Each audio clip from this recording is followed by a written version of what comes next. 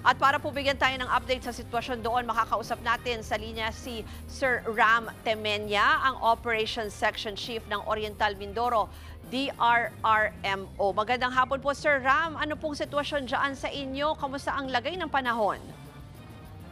Magandang hapon po sa ating lahat, lalo sa ating tagapakinig. Dito po sa Oriental Mindoro, nakaranas po kami ng malakas na hangin. May kasama po katamtaman hanggang sa malakas na pagulan. Kanina pong nung dumaan po dito ang bagyo, mga oras po ng alas 11 ng umaga hanggang mga alauna po hanggang mag-aalas 2 po ng hapon. So meron po kaming mga area na mga binaha, lalo po ang bayan po ng Bulalakaw at saka ng Mansalay. Ano po ang data nyo na na may mga kinailangan po bang i-evacuate? Nakikita kasi namin yung video, parang ang lakas talaga ng ulan tsaka ng hangin. Ano po?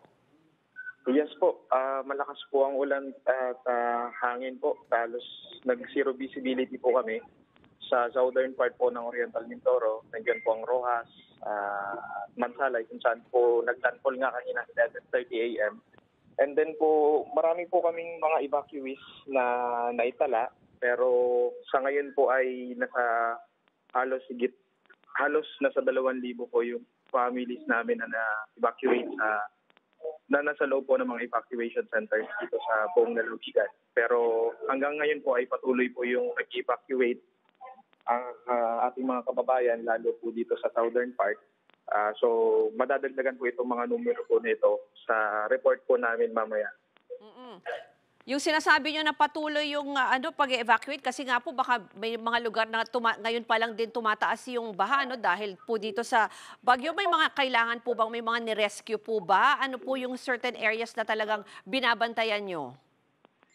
Ang binabantayan po namin, ma'am, ay ito pong southern na bahagi po ng Oriental Mindoro, especially ang Bulalakaw, Mansalay, Rojas, Bungabong, hanggang Pinamalayan po namin na bayan. May mga tawag po kaming natanggap na nagpaparescue na sa bayan po ng Bungabong na nai-refer naman po namin sa mga local DRRM officers po nila na kasalukuyan pong ginagawa po ang rescue operations po.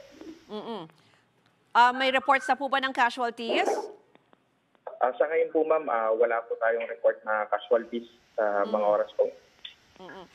Sir, yung isa pa po yung mga dyan sa mga pantalan ninyo, kamusta po ang sitwasyon? May mga stranded po ba ng mga pasahero? Sa pantalan po namin dito, dahil nagkaroon po ng relaxation ng biyahe, meron po kami mga stranded na mga rolling cargos dito po sa Calapan City, sa Santa Isabel. Meron pong 498 passengers na stranded and 190 rolling cargos and 4 bus po na stranded. And then sa Rojas naman po, biyaheng Katiklan po ito.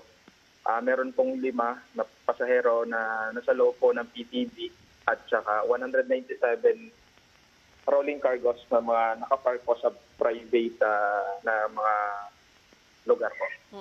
Baka bukas pa raw kasi lumabas itong bagyo, so hindi po agad makakalayag pa yung mga stranded na passengers dyan. Sapat po ba yung halimbawa yung mga relief goods para sa kanila? And even po doon sa inyong mga evacuation centers? Yes po, ma'am. May sapat naman pong logistical support and requirements po ang pamahalaang panlalawigan. Siyempre po, katulong po ang mga lokal na pamahalaan at kasama na rin po ang opisina po ng Office of Civil Defense at iba pa po agencies na nandito po sa probinsya po namin. So, naka-intact po ang relief goods ng ating pong DSWD Mimaropa na nasa kanilang mga warehouse.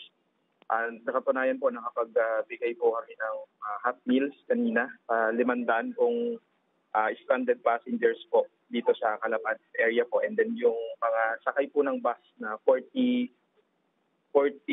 passengers ay ilagay po namin sa pinatuloy po namin sa evacuation center dito po sa Santa Isabel, Barangay Santa Isabel. Maraming pong salamat sa inyong update. Si Ram Temenya, ang Operations Section Chief ng Oriental Mindoro, DRRMO. Mga kapatid, Ruth Cabal po para sa mabilis na pasada ng mga balitang dapat niyong malaman, mag-follow at mag-subscribe sa social media pages ng News 5.